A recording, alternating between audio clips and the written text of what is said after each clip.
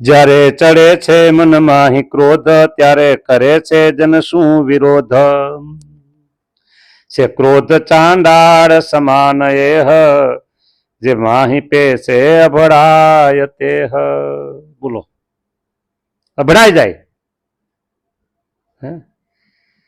અત્યારે અભડાવું શબ્દ એ નીકળી ગયો છે અભડાવું એ શબ્દ નીકળી ગયો છે જૂના જમાનામાં નિમ્ન જ્ઞાતિના લોકો ખેતરમાં કામકાજ મજૂર તરીકે આવ્યો હોય બીજી ત્રીજી રીતે આવ્યો હોય તો એ અડે નહીં લેતી દેતીના કાંઈ પ્રસંગ હોય તો એ દૂર ઉભા રહીને વાત કરે એ સામેથી જ કહેવાય અમે આમ છે એમ તો આ ક્રોધ આવો છે નિમ્ન જ્ઞાતિના લોકોથી જે લોકો અભડાતા હોય એમ આ ક્રોધ ચડે છે ને ત્યારે માણસ અભડાઈ જાય છે બોલો હવે એ અભડાઈ ગયો ક્રોધ થઈ ગયો એટલે અભડાઈ ગયો પછી તો એ સ્નાન કરે ને ત્યારે પવિત્ર થાય હા આ વાત બહુ સમજવા જેવી છે જો લખ્યું છે જ્યારે સદગુરુ સંતન કે સુદ્વિજને ચાંડાળ આવી નડે ત્યારે તે અભડાય થાય શુદ્ધ તો સ્નાનાદિ કીધા વડે જો શુદ્ધિ ન કરે તથાપિ જન જય તેને પગે લાગશે તેને આભળ છેટ એ જ નડશે અસ્પર્શ એ તો થશે જ્યારે સદગુરુ કે સંત કે દ્વિજ એને ચાંડાળ આવીને અડી જાય કાંઈક પ્રસંગે ત્યારે તે અભડાય જાય હવે થાય શુદ્ધ સ્નાન કરે ત્યારે જો શુદ્ધિ ન કરે સ્નાનથી તથાપિ જન જઈ તેને પગે લાગશે સંતને ગુરુને સદગુરુને કે દ્વિજ બ્રાહ્મણને કોઈ ચાંડાળ અડી ગયા અને પછી એમને સ્નાન કર્યું નથી અને એને પછી કોઈ પગે લાગે તો એ પગે લાગનારાને પણ આભડછેટ લાગે એને પછી નાવું પડે ત્યારે એ પવિત્ર થાય આટલો ક્રોધ અસ્પૃશ્ય છે આટલો ભયંકર ક્રોધ અસ્પૃશ્ય છે બોલો ક્રોધ હવે એક વાત આ છે ને કળશ 7 છે અને વિશ્રામ 42 છે કોઈને વિશે જોવું હોય હવે વાત એક એમ છે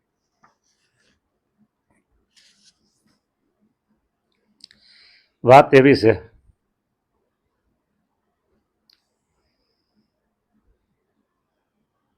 લેતી દેતી બરાબર ઓછું હતું આવા પ્રસંગો થાય ન્યાય અન્યાય આવા પ્રસંગો થાય એટલે જે સાચી વ્યક્તિ હોય ને એને ક્રોધ ચડે લેતી દેતીમાં કંઈક ખોટું થતું હોય એમાં સાચી વ્યક્તિ હોય બેમાં એક એને ક્રોધ થશે ન્યાય અન્યાય હોય એમાં સાચી વ્યક્તિને અન્યાય થતો હોય તો એને તરત ક્રોધ થશે લેવા દેવામાં જાજા થોડું થતું હોય એમાં સાચો હોય છે એને ક્રોધ ચડશે એ શું અમે ખોટું સહન ન કરીએ આપણે ખોટું સહન ન થાય એ વાત એને સાચી છે પણ ક્રોધ એને ચડે એટલે એની વાત ખોટી નથી સાચી વ્યક્તિઓને એને ક્રોધ ચડે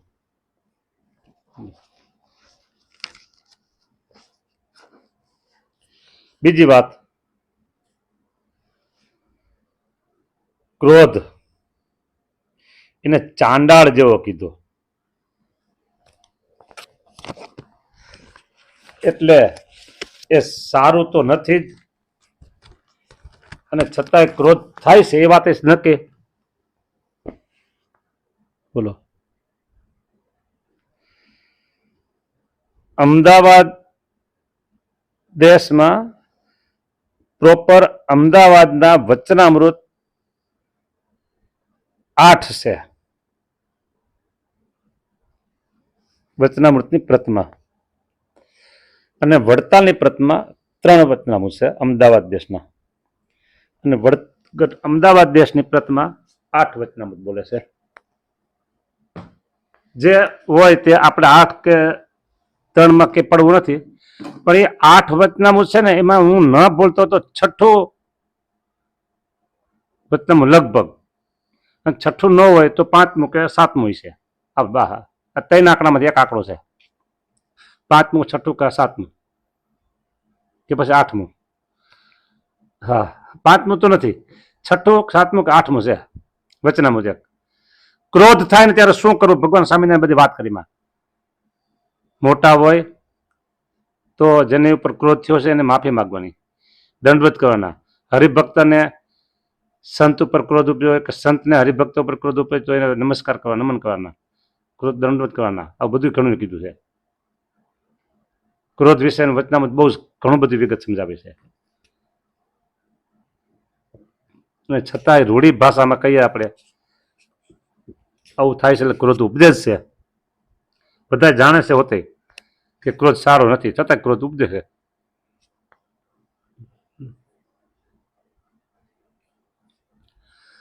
ક્રોધ ઉપજવાના કારણ એ હોતે વચનામૃતમાં બતાવ્યા. જેમાં ઘણા જીવનું ભલું થતું હોય અને એ ક્રોધ કરે ધર્મ મર્યાદામાં પ્રવર્તાવવા માટે, તો એ ક્રોધ બાધરૂપ થતો નથી એવું કીધું. જાજાને ધર્મ મર્યાદામાં વર્તાવ હોય તો. પછી બીજી વાત એવી પણ કીધી કે દારો દેનારા અને ક્રોધ કરનારા એવા તો હજારો હોય, બરાબર. પણ યુધિષ્ઠિર રાજાનું હજારો ગામમાં રાજ હતું, છતાં એને ક્રોધ કર્યો નહોતો. હા. અને દારો દેનારા એમાં નામ લીધું, ઘણા હોય કે નામથી વાત કરી, હું નામ નહીં લેતો, બરાબર. તો ક્રોધ આવો છે, સારો છે, નરસો છે. પ્રવૃત્તિ માર્ગ મર્યા એટલે ક્રોધ થશે થશે. એક વાત મને યાદ આવે કે હા પ્રવૃત્તિને કીધું એટલે જો સુરત ગુરુકુલમાં હજારો બાળકો અભ્યાસ કરે છે, સન્માર્ગે ચાલે છે, સારું કાર્ય કરે છે. હજારોની સંખ્યામાં સુરત ગુરુકુલ સાથે જોડાયેલા હરિભક્તો છે. હજારો વિદ્યાર્થી, હજારો હરિભક્તો અને સાધુ ફક્ત 5 અને 1000 હરિભગત. હા, 5 સાધુને હાચવા અને 1000 હરિભગતને હાચવા બે હરખું કહેવાય. છતાંય ત્યાં લગભગ 50 થી વધારે આંકડો હશે સાધુઓનો.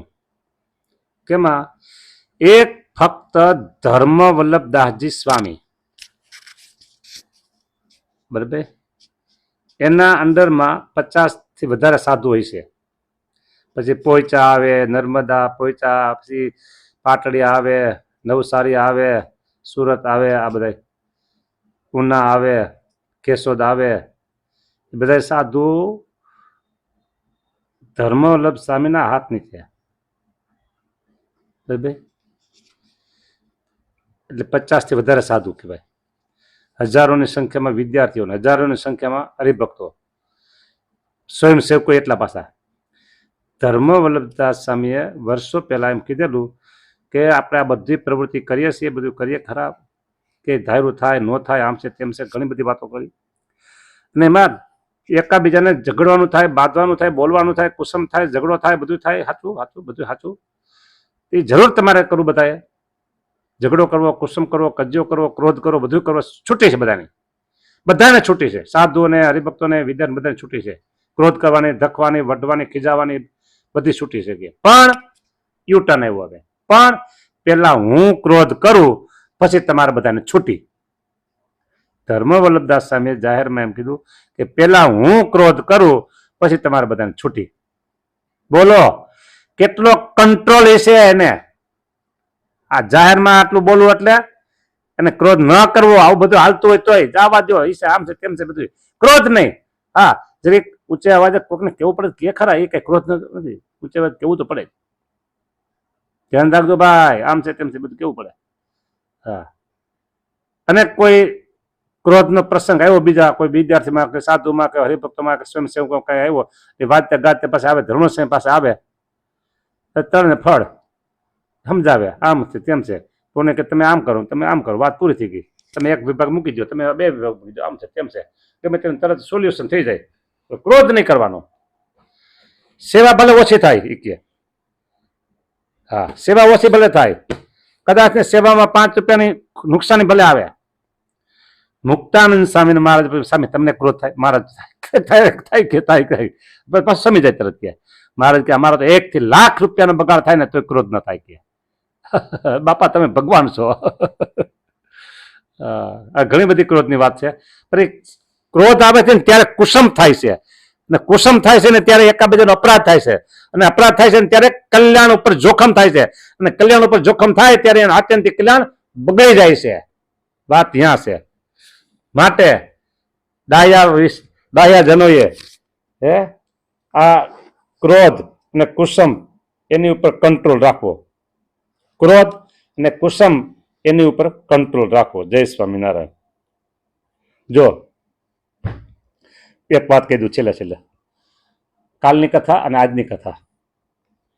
ઘણી વખત એમાં બોલ્યો છું કે મંડળ હોય, ગ્રુપ હોય, સમાજ હોય, આ છે તે છે, બરાબર, પણ એમાં કોઈએ પોતાની ઉપર લેવાની જરૂર નથી, અને લ્યો તો કઈ વાંધો પણ નહીં. લેવાય એટલા માટે કે આપણામાં આવડા હોય તો આપણે એને છોડી દઈએ એટલા માટે લેવાનું, અને તમારામાં કાંઈ ન હોય તો તમારી ઉપર વાત થઈ નથી. આ તો કથા છે, સામૂહિક છે, જનરલ છે, એટલે આ બાબતમાં કારણ કે કાલે બોલ્યો હતો, આજે કીધું હતું કે તમે આને માનો તો હાથા, આ ન માનો તો ખોટા. આમ કઈ ક્રોધ થાય, કુસમ થાય, કજિયા થાય, કંકાસ થાય, એટલે એ બાબતમાં કોઈને હોય તો રાજી રહેજો, બીજું શું હતું આપણે. હા તમે